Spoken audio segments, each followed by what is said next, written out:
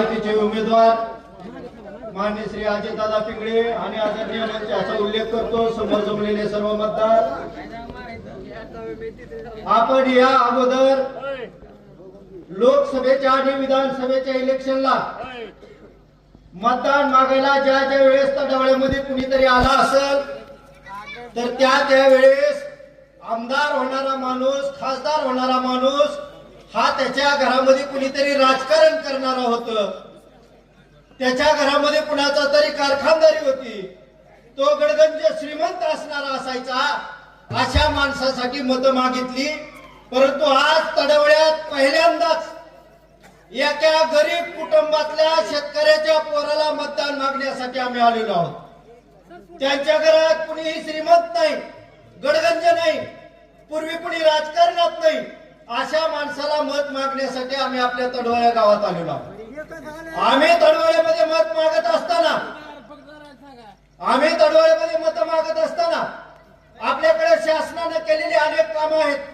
लाडकी बहीण योजना असेल, 1 रुपयात विमा असेल, 3 गॅस सिलेंडर असतील, अशा प्रकारे शासनाने केलेली अनेक कामं आहेत। आता वेळ कमी असल्यामुळे मी थोडक्यात देतो।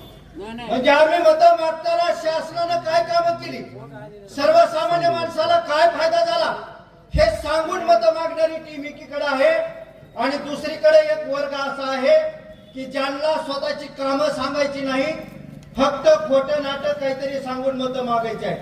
मी लोकसभेला भाषण केलंय, त्याची पुनरावृत्ती करणार नाही, परंतु अजितदादा आमच्या तडवळ्याला ऐतिहासिक पार्श्वभूमी अशी आहे की रायगडाच्या दिवाबत्तीचा खर्च या तडवळा गावाने केलेला आहे।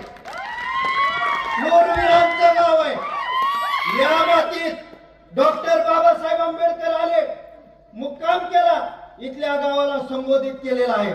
सामाजिक प्रतिष्ठा असणार, रायगडाला दिवाबत्ती करणार हे गाव तडवळा आहे आणि या गावामध्ये राम मंदिर आहे।